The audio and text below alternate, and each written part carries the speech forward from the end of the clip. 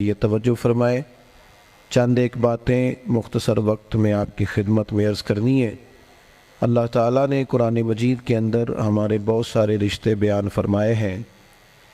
हमें हुक्म दिया है कि तुम अपने माँ बाप की भी खिदमत करो, अपने पड़ोसियों का भी ख्याल करो। सिला रहमी की ताकीद भी बहुत सारी जगह पे किताब और सुन्नत में मौजूद है।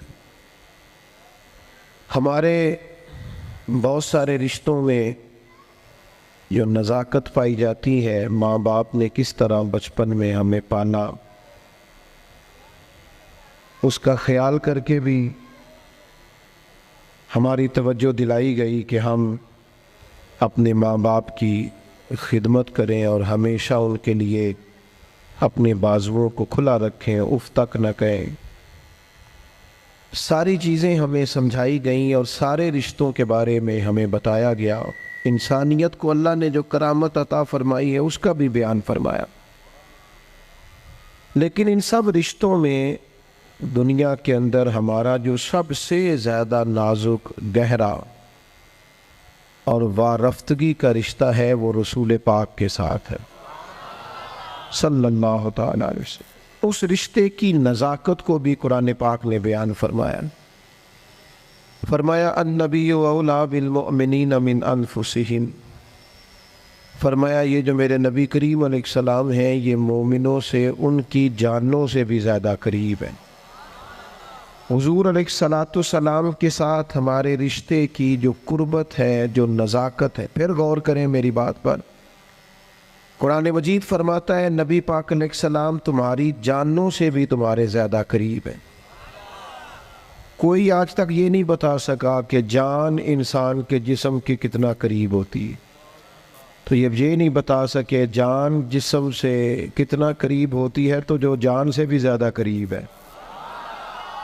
इस नज़ाकत को आप समझें। बाज़ चीज़ें ऐसी होती हैं जो इंसान के लिए बड़ी ज़्यादा गहराई रखती हैं ज़िंदगी में, बाज़ चीज़ें ऐसी होती हैं जो उसके लिए बहुत बड़ा माना रखती हैं, उसके अंदर बहुत ज़्यादा वो इंसान जज्बाती होता है। हमारा जो नबी पाक अलैहिस्सलाम के साथ रिश्ता है वो बड़ा नाजुक रिश्ता है। आला हज़रत इमाम अहले सुन्नत मुजद्दिद दीन व मिल्लत मौलाना इमाम शाह अहमद रज़ा फ़ाज़िल व मुहद्दिस बरेलवी रहमतुल्लाह अलैह ने भी सारी ज़िंदगी जो मसला उम्मत को समझाया है वो यही समझाया है कि तुम्हारा सबसे ज़्यादा गहरा और मज़बूत रिश्ता रसूल पाक की ज़ात के साथ। मैं कोई ऐसी बात नहीं करना चाह रहा कि जिसमें आप और मैं ये समझें कि शायद एक रूटीन की जज्बाती बातें चलती हैं तो मौलाना भी आए तो उसमें बात करके गुज़र गए। हमारे यहाँ ना कुछ चीज़ें और जज्बातियत इख्तियार कर गई हैं और ये ठीक नहीं है। मसलन दौलत के साथ मुसलमानों की वाबस्तगी बाज़ जगहों पे जज्बाती हद तक हो गई है, ये भी ठीक नहीं है। ये भी बात तशवीशनाक है। अगर हर चीज़ को पैसों में तोलोगे ना तो अपना वजूद भी एक मशीन लगने लग जाएगा। अपनी तबीयत में महसूस करोगे कि इसके अंदर रूहानियत, इसके अंदर दर्द दिल, इसके अंदर कैफियत नहीं रही। मैं देखता हूँ कुरान मजीद ने मियाँ बीवी के रिश्ते को अल्लाह की निशानियों में से एक निशानी करार दिया है, लेकिन हर बाप रिश्ता करने से पहले देखता है कि मैं अपनी बच्ची जिससे ब्याने लगा हूँ वो लड़का माल कितना कमाता है। लड़की वाले भी माल देखते हैं और लड़के वाले भी ये गौर करते हैं कि लड़की किस कदर ज़्यादा जहेज़ लेके आएगी, बच्चे को मोटरसाइकिल मिलेगी कि गाड़ी की चाबी मिलेगी। जब वो रिश्ता जिसने 24 घंटे आपके साथ रहना है, जिसकी बुनियाद पर औलाद आएगी, जिसकी बुनियाद पर सारी बातें, आपके घर में सारा कुछ मौजूद हो लेकिन मियाँ बीवी का प्यार ना हो तो घर जाने को तो दिल ही नहीं करता। इतना अहम और गहरा रिश्ता भी जब पैसों पे तोल लिया जाता है तो वहां करार कैसे नसीब होगा, इत्मीनान कल्बी कैसे आए। दिलों के अंदर एक शोर है दौलत के लिए। ये हमारे मजहबी स्टेज है, मिलाद शरीफ आ रहा है तो इश्क रसूल का पता सिर्फ नोटों की बरसात से तो नहीं ना चलता कि नोट कितने बरस रहे हैं। रेटों के ऊपर नीचे होने से तो इश्क रसूल का पता नहीं ना चलता। और क्या यही स्टेटस तो नहीं रह गया कि जो महंगा खतीब हो, महंगा नात खा हो, वही ज़्यादा इश्क रसूल बांटता है। तो इस मिजाज ने हमारे दिलों को जकड़ लिया है, ना चाहते हुए भी तवज्जो है लोगों। एक मसला शोहरत का है, ये जैसे मैंने अभी दुआ भी मांगी थी ना मोबाइल पर तवज्जो कम दे, तो इसके बावजूद भी एक मसला शोहरत का है, फोटो का है। अच्छा, पहले ये मसला था जवानों के साथ, अब ये प्रॉब्लम बड़ों को भी साथ दरपेश है। अब तो अल्लाह खैर करे, बाज बच्चे कहते हैं कि अब्बा जी से गुजारिश करें जब घर आए तो थोड़ी देर मोबाइल छोड़ दिया करें, हमसे भी कोई बात कर ले।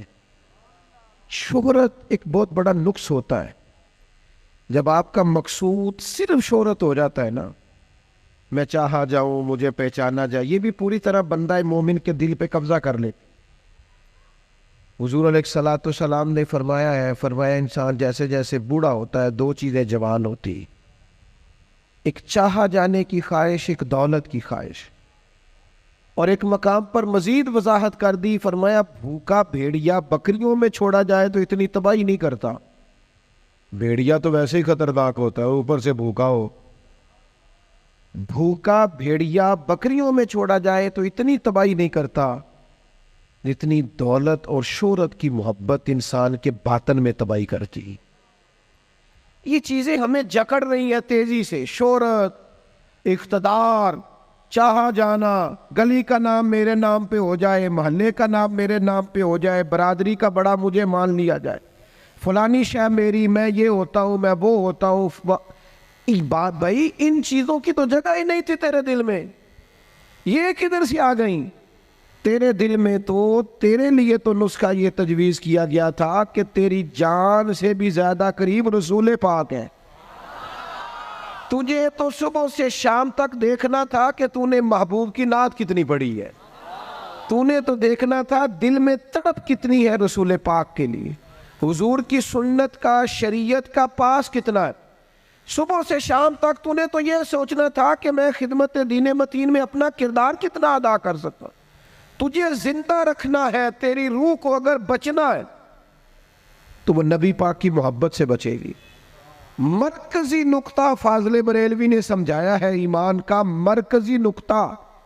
सब लोग कहते हैं दुनिया में सुबह शाम दुआएं मांगी जाती हैं, या अल्लाह बा ईमान ले जाना, या अल्लाह बा ईमान ले जाना, या अल्लाह बा ईमान ले जाना, अल्लाह ईमान पे खात्मा करना।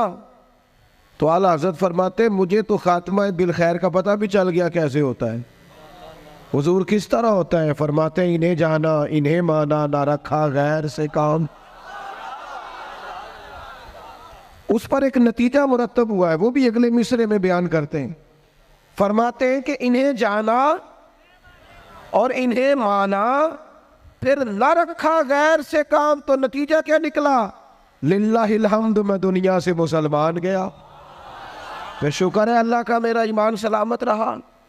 हम अगर अपने दिल को इस मोहब्बत में ले आएंगे ना मेरे भाई, तो फिर ना रखा गैर से काम। मैं आपको यकीन से बताता हूँ, ये बस कर दे जी ड्रोन श्रोन, हमारा क्या लेना देना इन चक्रों से। अल्लाह आपको जज़ाए खैर अता फरमाए। हम तो आपसे बात करने आए हैं और आप बात सुनने आए हैं।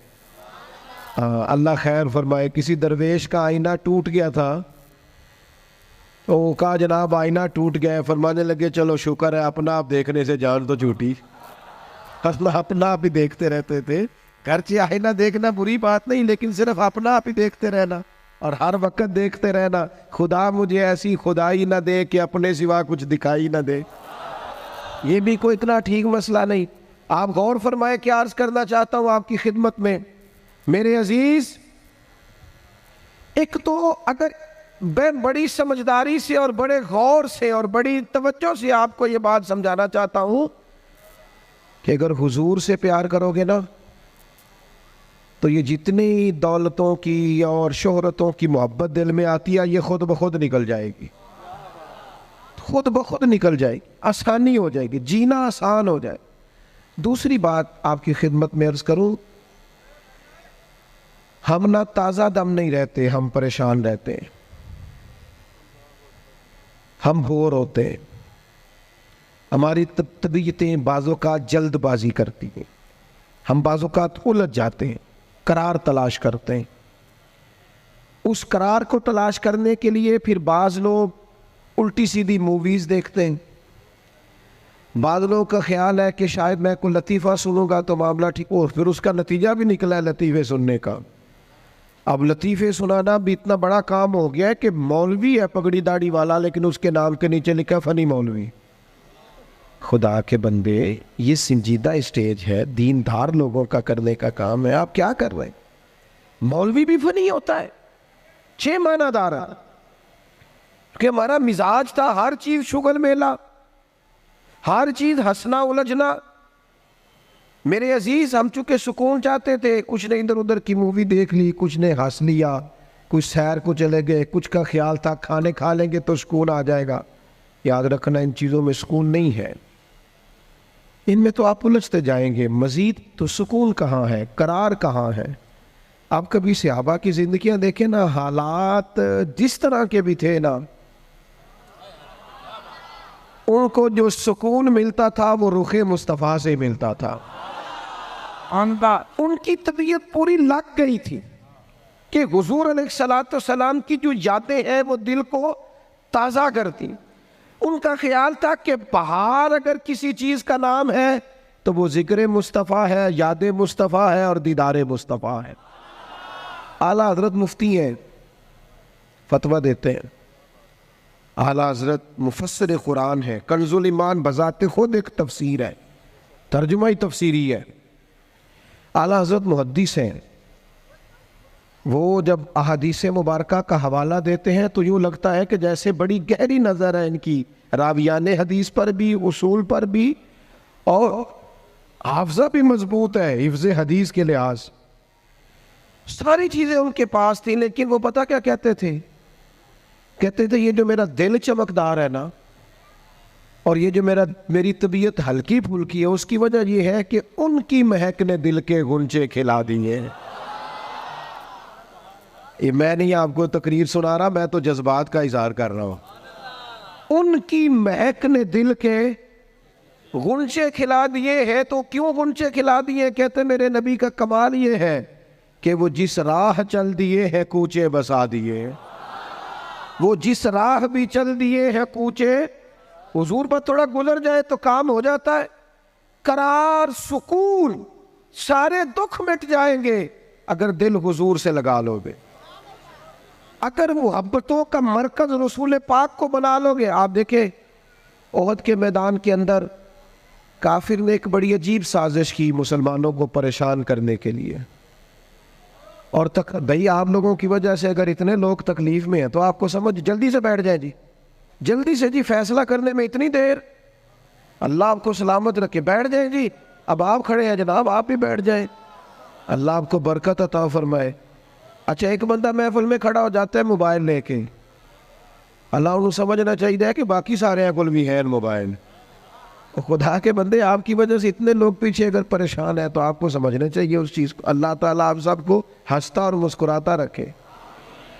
नबी पाक की ज़ात से जब आपकी कामिल वाबस्तगी हो जाएगी ना, तो हुजूर की ज़ाते वाला का प्यार, और प्यार लारो वाला नहीं होना चाहिए खाली जल से महफिल में और मायक हाथ में आया तो इश्क का दावा तगड़ा, खाली इस तरह नहीं, तन्हाई में भी तो रोए हुजूर की बारगाह।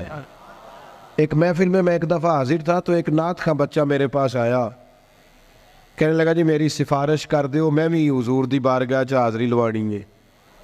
मैं क्या पुत्र तू घर जाके पढ़ लै, उत्थे भी हाज़री लग जाएगी कि 4000 बंदा चाहिए हाज़री लवाने लई। हुजूर की बारगाह में तो जहाँ बैठ के भी पढ़े हाज़री लग जाती है। इसके लिए क्या साज समर के मजलिस ही फ़कत हो तो हाज़री लगती है? ये भी आला हाज़री है, पर वो तो वल्लाह वो सुन लेंगे और फरियाद को पहुँचेंगे हम। बस इतना तो हो, कोई फरियाद करे दिल से, तू बात तो दिल से कर। आपकी जब कामिल वाबस्तगी हुजूर से हो जाएगी ना, तो ये गुर्बतों का डर, ये परेशानियां, ये आजमाइशें, एक जगह रोना नहीं रोया हजरत बिलाल ने कभी अपनी गरीबी का, एक जगह परेशान नहीं हुए कभी हजरत सलमान फारसी के मैं परदेसी हूँ, एक जगह भी कभी जनाब सुहैबी रोमी को तकलीफ नहीं हुई। क्यों भला? इसलिए कि हुजूर की मोहब्बत ऐसी दवा है जो हर बीमारी से शिफा अता कर देती। ओहद के मैदान में काफिरों ने एक चाल चली थी। उनको पता था कि कौन सी बात मुसलमानों को ज्यादा परेशान कर सकती है। उन्होंने एक अफवाह फैला दी थी कि माज़अल्लाह हुजूर को शहीद कर दिया गया। उसकी वजह से शदीद परेशान हुए सहाबा, और जंग के जो नतायज बरअक्स आए उसकी बड़ी वजह यह अफवाह भी बनी। अब सहाबा बड़े परेशान थे, हुजूर शहीद हो गए। कुछ लोग ना मैदान उहद से जब वापिस आ रहे थे ना, जंग खत्म होने के बाद, एक खातून जा रही थी मैदान जंग की जानिब। औरतें अपने मिजाज के लिहाज से कमज़ोर होती है कल्बी तौर पर, और बड़ी खूबसूरत बात लिखी है उलमा ने, कहते हैं औरत के दिल में दर्द ज़्यादा होता है ना, प्यार ज़्यादा होता है, और ये जो वो कमज़ोर वाक़या हुआ इसे ऐब ना समझो। इसीलिए तो अल्लाह ने बच्चे को पालने का ज़िम्मा उसका लगाया है कि वो शफ़क़त ज़्यादा रखती है, मोहब्बत ज़्यादा रखती है, दर्द दिल ज़्यादा रखती। इसलिए जिस दर्द से वो बच्चे को पाल लेती है ना। मेरा बेटा एक दिन घर में कुछ पका हुआ था, उसकी अम्मा कहने लगी खाना खाओ, कहता है मैं नहीं खाना। ओदी अम्मा कहती मैं बड़ा जोर लाया, बड़ी मेहनत की थी, बड़ी गर्मी च पकाया, अज तो यही खाना पड़ा है। कहने लगा मैं नहीं खाना, मैं आराम से खाना खा रहा हूँ। अब वो माँ बेटा बहस कर रहे हैं। थोड़ी देर गुजर गई तो मैनू कहती तुसी क्यों नहीं बोलते। मैं क्या मैनू पता है किन्ने जीतना है, थोड़ी देर बाद खलो जाओ, मैनू पता है किन्ने जीतना है। वो बच्चा उठ के अंदर चला गया, कहने लगा मैं नहीं खाता, तुसी खाओ। वो फिर 5 मिनट लगे तो वो पकाना शुरू करता जो बच्चा कह रहे हैं। तो मैं क्या मैंने तो पता है ना नतीजा की है, तो इस बहस में जाने की ज़रूरत है। इसलिए कि माँ औलाद के सामने हमेशा ही हार जाती है।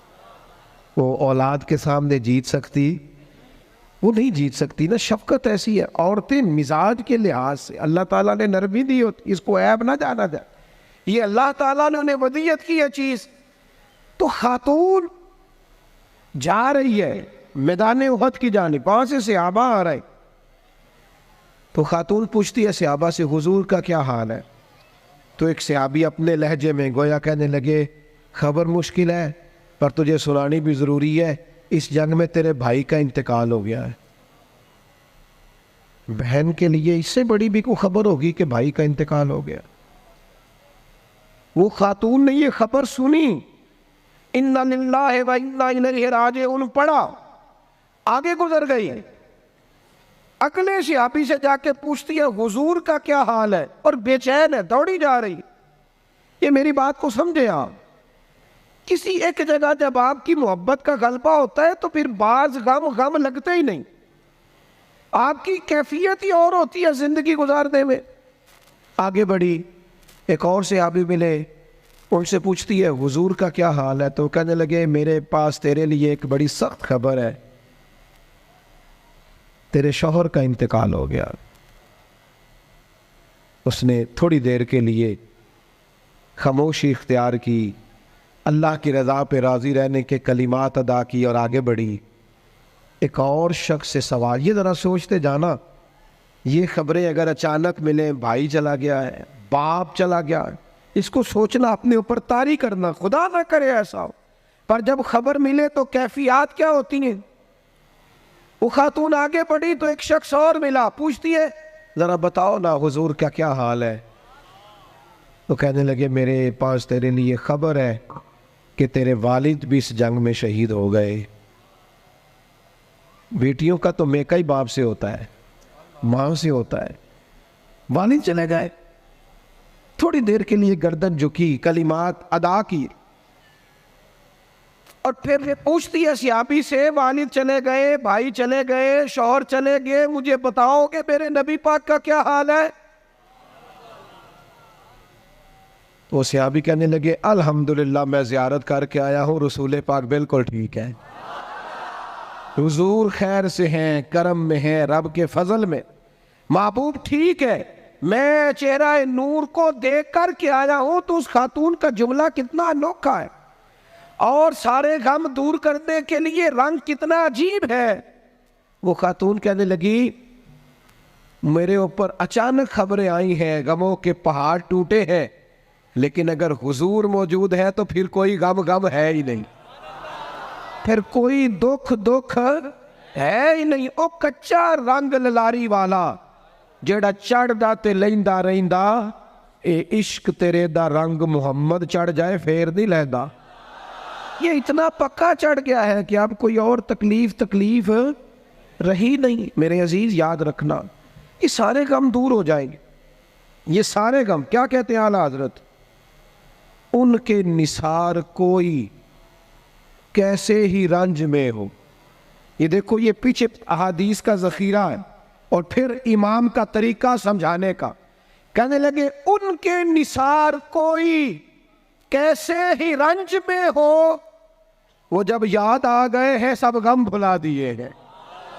वो जब याद आ, इसीलिए किसी पंजाबी के शायर ने भी एक बंदे से कहा था, ओ ना इल्मा विच फसा सानू तू यार दी गल सुना सानू। इसलिए कि जब वो याद आ गए हैं सब गम भुला। नबी पाक अलैहिस्सलाम की मोहब्बत ताज़ा। और एक और बात, अजान सुने जी, अजान सुने। और वो हावी ये होता है कि हम ना किसी की पैरवी कर रहे होते हैं, और कुछ लोग तो शऊरी तौर पे कर रहे होते हैं, कुछ लाशऊरी तौर पर भी कर रहे होते हैं। हम किसी न किसी शख्स के नक्शे कदम चल रहे होते हैं, बल्कि हमारी ज़ुबानों पर ढेर सारे लफ्ज़ ऐसे होते हैं जो हमारे ज़ाती नहीं होते। वो हमारे कानों में कभी टकराए और ठहर गए, फिर वो हमारी ज़ुबान पर जारी हो गए। हम शऊरी और लाशऊरी तौर पर किसी के, ये जो लोग बिल्कुल बागियाना गुफ्तगू करते हैं ना अपने माहौल से, सख्त बगावत की, इन लोगों ने भी किसी ऐसे शख्स की सोबत उठाई होती है जिसका मिजाज ये नहीं होता। ये जो लोग बहुत ज़्यादा ज़िंदगी में शिकवे पैदा कर लेते हैं, और शिकवा जो होता है ये बंदे को बेचैन रखता है, शुक्र जो होता है ये बंदे को सुकून में रखता है। खुदा जाने बुलंदी है कि पस्ती पर जहाँ मैं हूँ वहाँ कोई नहीं है। इंसान जब मकाम शुक्र पे आता है तो इत्मीनान कल्बी उसे हासिल होती है, अल्लाह की नेमतों को याद करता है, उसकी ज़िंदगी और तरह की हो जाती है। हम किसी न किसी शख्स की पैरवी करते हैं, किसी न किसी के पीछे चलते हैं। दुनियावी तौर पर अगर हम किसी बंदे की पैरवी करेंगे, आम लोगों को अपना आइडियल बनाएंगे, तो जाहिर है कि अंबिया अलैहिमुस्सलाम के अलावा, फरिश्तों के अलावा मासूम कोई नहीं होता, कहीं ना कहीं कमज़ोरी रह जाती है। तो बाज़-औक़ात बहुत लोग तेज़ी के साथ आगे बढ़ते हैं, मायूस होकर लौटते हैं। सहाबा किराम ने ना नबी पाक की कुर्बत के रिश्ते को इस तरह निभाया कि उन्होंने हर हाल में पैरवी की तो मदीने वाले रसूल की थी, और इस अंदाज में पैरवी की कि ढेर सारी चीज़ें ऐसी हैं जिसकी हिकमतें भी नहीं पूछी, बस हुजूर ने कह दिया तो उन्होंने कर दिया। और वो पैरवी भी की तो वालेहाना अंदाज में, वालेहाना अंदाज में पैरवी की, शौक ज़ौक से पैरवी की। हमारे यहाँ ना लोग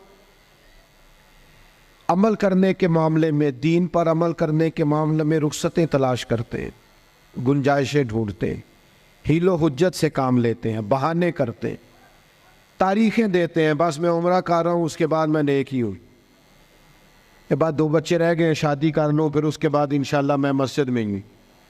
तो दीन तो आपको ये कहता ही नहीं आप सारा दिन मस्जिद में बैठे, दीन तो कहता है 5 वक्ता जमात के टाइम ज़रूर आ जाया करें। हम बहाने करते हैं। और बहुत सारे लोग ऐसे हैं, मिलाद मनाने का सबसे बेहतरीन वक़्त पता क्या होता है? जब आपके बच्ची और बच्चे की शादी होती है, घर में खुशी का टाइम होता है ना, उस वक़्त रब रसूलों के जो दुश्मन है उनकी सकाफत घर में आ गई, तो फिर आपने समझा नहीं दीन के मिजाज को। मैं तो दीनदार मानता ही उस बंदे को हूँ कि जब उसके घर में शादी हो तो फिर पता चलता है कितना दीनदार है। मस्जिद में तो सारे दीनदार होते हैं, कुल जनाजे 10वें चेलम पे सारे दीनदार होते हैं। ये तो पता ही तब चलेगा भाई जब तेरे बच्चे की शादी होगी। अब तू शरीयत के तकाजे कितने पूरे करता है, तेरी खुशियों में अल्लाह रसूल का जिक्र कितना है। अब तेरी तवानाई का पता चलेगा कि तूने बरादरी से, कबीले से, रस्मों से बगावत करके नबी पाक की पैरवी की है, या तू हुजूर की शरीयत एक तरफ थी और रस्मों रिवाज एक तरफ थे और तू रस्मों रिवाज का कायल हो गया। सहाबा की जिंदगी का मेयार ही ये था कि कबीले कुछ कहते थे, इलाके कुछ कहते थे, माँ बाप कुछ कहते थे, बाकी सारे कुछ कहते थे, लेकिन वो कहते थे हमने तुम्हारे रंग ढंग नहीं देखने, हमने तो मदीने वाले की मोहब्बत के रंग देखने हैं। बगावत की उन लोगों ने, बगावत। लोग कहते हैं जी सारे ये कर रहे हैं, नेकियां जमहूरी होती हैं? मुल्क जमहूरी है, नेकियां नहीं जमहूरी होती कि सारे करेंगे तो फिर मैं करूंगा। नेकी नेकी होती है। जनाब सिद्दीक अकबर को पता चल गया ना हुजूर की गुलामी करनी है, फिर उन्होंने बाकी शहर का इंतजार नहीं किया कि वो भी कलमा पढ़ेगा तो फिर मैं पढ़ूंगा। उन्होंने कहा बस खत्म हो गई बात, हमें समझ आ गई है, अब हमें किसी और की जरूरत नहीं, हम दरवाजा रसूल की गुलामी करते रहेंगे। मेरे अजीज, वालेहाना अंदाज में हुजूर की गुलामी, जहां नबी पाक का फरमान आ गया किसी और चीज की जरूरत नहीं, जहां हुजूर के दीन की बात आ गई फकत दीन इस्लाम पर अमल होगा। जब तक ये मिजाज नहीं बनता, हम, ये अभी कुछ अरसा पहले की बात है, लंबी नहीं, फैमिली में, बरादरी में शादी थी कबीले में हमारे अजीज़ों में, तो मेरे दादा जान से मशवरा लिया उन्होंने कि मैरिज हाल में शादी करनी है। तो दादा जान नाराज हो गए, कहने लगे कुड़ियाँ करो टोरी दिया ने, मैरिज हाल नहीं जाना। ये भी 15-18-20 साल पुरानी बात। लेकिन उसके बाद मैरिज हाल का रिवाज आया तो देहातों में भी बन गए मैरिज हाल। कोई हरज वाली बात भी नहीं, कोई ऐसी सख्त बात नहीं, लेकिन एक आपको बात समझा रहा हूँ कि हर आने वाला रिवाज हम पर हावी हो जाता है कि नहीं हो जाता। और मुझे एक दफ़ा एक दोस्त है मेरे, मैंने उनसे कहा कुरान जी सीख ले, कहने लगे ज़ुबान मोटी हो गई है। मैं क्या मोबाइल तो सारा दिन चलाना है तू, ये नहीं तू आख्या उम्र बड़ी हो गई सीखिया नहीं जाता, व्हाट्सअप ते तेनू करना आ गया है, इसके लिए तो तूने कोई मतलब बहाना नहीं किया कि इस उम्र में सीखूं। ये दफ्तरों में कल आया, अभी दफातर के अंदर अभी थोड़ा अरसा पहले कंप्यूटर आया, वरना रजिस्टर हुए थे, होते थे, उसी पर ही काम होता था। मुझे बताओ कंप्यूटर आया तो क्या जिन मुलाजिमीन को 25-25 साल हो गए थे ड्यूटी करते, उन्होंने रिजाइन कर दिए कि हमसे नहीं सीखा जाता, छुट्टी किए लोगों ने कोर्सेज किए, सीखा है। उम्र का क्या मानो, बहाने करते हो। हुजूर की मोहब्बत की कोई उम्र होती है? इस उम्र में बच्चे आए तो वो भी गुलामी कर रहे हैं, बूढ़े आए हैं तो वो भी गुलामी कर रहे हैं। तो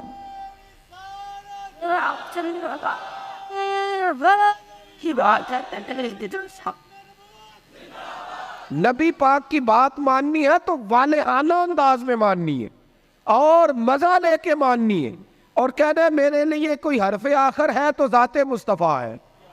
हुजूर जुमे का खुतबा दे रहे थे, एक शख्स खड़े हो गए, तो नबी करीम ने ना जुमा पढ़ाते पढ़ाते फरमाया बैठ जाओ। एक बंदे से कहा था, नाम नहीं लिया, और हुजूर का तरीका था कभी भी समझाते ना तो भाई नेम बात नहीं करते, मुतलक लोगों को क्या हो गया, बैठ जाओ।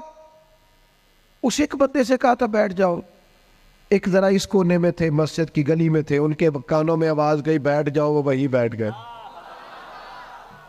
एक बनु गनम में कबीले में थे, उनके कान में आवाज गई बैठ जाओ।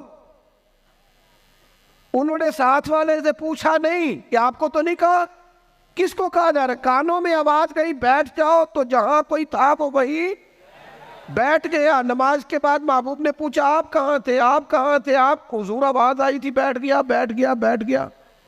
जिसके कानों में आवाज आई वो बैठ गया। तो करीम फरमाने लगे ना आपसे कहा, ना आपसे कहा, ना मैंने तो उनसे कहा था। अर्ज की हुजूर आपने नाम तो नहीं ना लिया, हमने न कभी कतरे पे गौर किया और न दरिया देखा, बस जहां तेरी झलक देखी वहीं डूब गए, और सानू कैद सज्जन दा गहना है, ओ जिंज रखे ओज रहना है। मैं कहा बैठ जाओ, लिहाजा बैठ गए। बहानेबाजी करते। एक नौजवान से मैंने कहा दाढ़ी रख लो, वो कहने लगा आप दुआ करें। मैंने कहा रोटी भी मेरी दुआ से ही खाना शाम से, दुआ इसके लिए आप दुआ करा रहे हैं भाई, तो हुजूर से प्यार करता है, और ये मेरे नबी पाक की मेरा दिल करता है। आप इतने सारे आए हैं, कहा यकम रबीउल अव्वल के बाद जवान दाढ़ी ना मुड़ाए, और कोई पूछे कि दाढ़ी रख ली है, कोई ये मिलाद पे रखी है, ये मैंने मिलाद मनाया है अपने नबी पाक का। मेरा दिल करता है खातून पर्दा शुरू कर ले, और यकीन रबीउल अव्वल से बुर्का ओढ़ ले, बिला जरूरत बिला मजबूरी घर से निकलना छोड़ दे। और जब कोई उससे कहे कि आपने तो माशाल्लाह पर्दा शुरू किया, तो कहे वो हुजूर का मिलाद आया ना। अल्लाह करे इस साल लोग कहे कि मैंने मिलाद पे कहा था, आज के बाद सच बोलना है, इसलिए कि सच्चे नबी का मिलाद आया है। अल्लाह करे जहन बन जाए आज के बाद दयानतदार रहना है, इसलिए कि मेरे नबी का सबसे पहले लोगों को तारफ ये हुआ था कि सच बोलते हैं, दयानतदारी करता है। अल्लाह करे ये सोच बन जाए, हम बहाने छोड़ दें। और अगर आप ये कहे सोसाइटी कर रही है, तो हम सोसाइटी के गुलाम नहीं, हम रसूल पाक के गुलाम।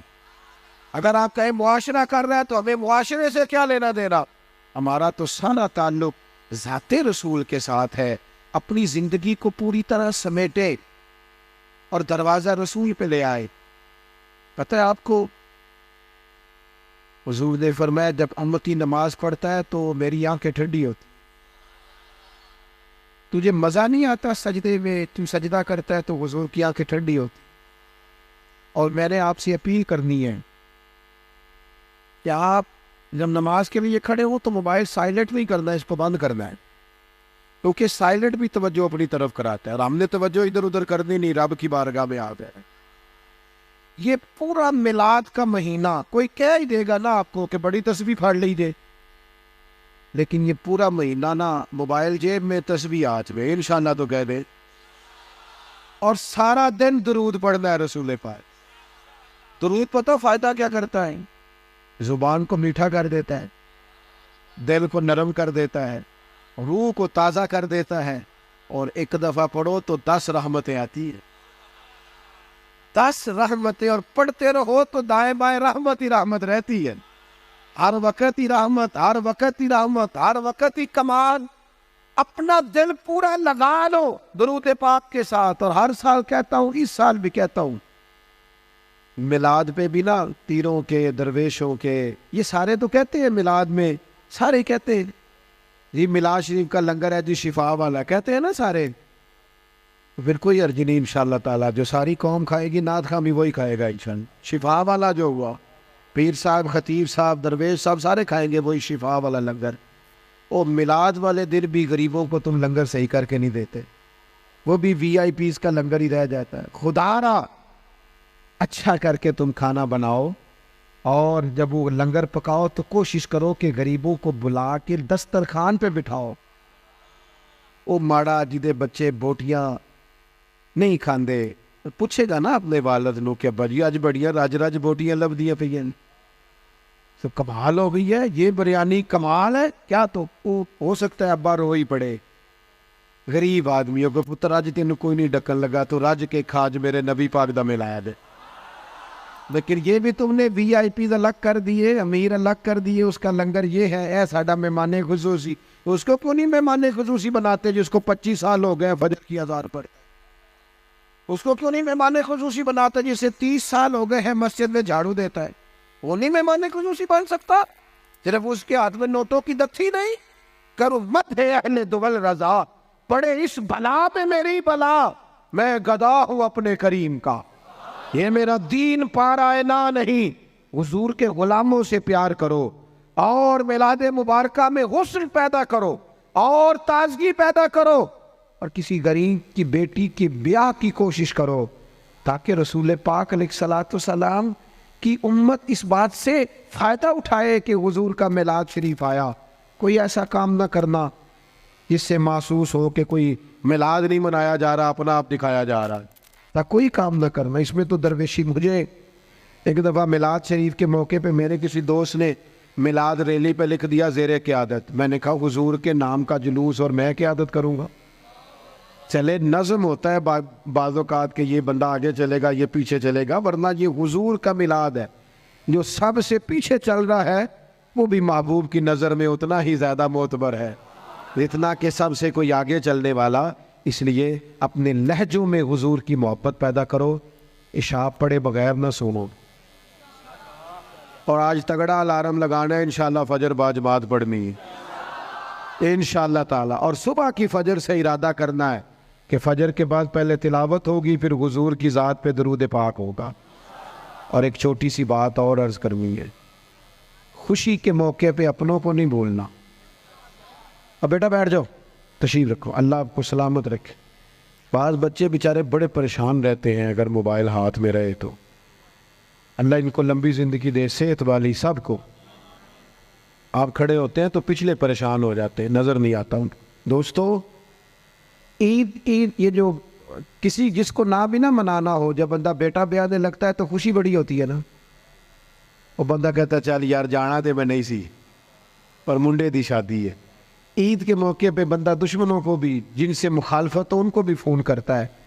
जिस रिश्तेदार से नाजायज़ नाराज़ हो ना, बगैर वजह शरीक के, मिलाद से पहले पहले उसे मनाओ, उसे फ़ोन करो। तुझे क्यों नहीं हाँ ना की थी जी, नहीं प्रोग्राम, हल्का हल्का ऐसे ऐसे करते हो, इंशाल्लाह तो कहो। तुसी आखो हज़रत साहब एडा औखा काम ही दस चढ़िया जे, सौखा सौखा दसो। उसे करो फ़ोन, और उसे फ़ोन करके जब तुम कहोगे ना अस्सलाम वालेकुम, तो परेशान हो जाएगा, कहेगा भाइया खैर है, तू मैनू ही फ़ोन कर ले। तो उसे कहो ना, फिर उसे कहो ना मैं नहीं सी करना, इश्क लगा सी खेडा खेड दियो। ये खेडा हुण भुल गईयां, कज्जल पाया सी यार दे वेखने, फिर ओदी याद विच रोंदियां ही डुल गईयां। पर हैदर शाह इस गली कदे ना रुलदी, मैं तेनों कदों फ़ोन करना, मेरी भी कोई आकड़ है माज़अल्लाह, पर हुण करना है क्योंकि हुजूर का फरमान है। हैदर शाह इस गली कदे ना रुलदी, पर हुण ते रुलदी मैं रुल गईयां। हमने अपनों को करीब करना है, प्यार करना। मिलाद की बोली मोहब्बत की बोली है, और ये खूब बोलनी है। मैं बुलबुल खुश लहजाए गुलज़ार नबी हूँ, मीठी मेरी बातें हैं क्योंकि नमक खार नबी हो। इसलिए इस ज़ौक़ से इस साल मिलाद मनाना है। आप बहुत बड़ी तादाद में आए, जो सबसे पीछे और सबसे एंड में और सबसे तकलीफ़ में है। मेरी उसके लिए भी दुआ है कि अल्लाह कैमरा तो नहीं देख रहा,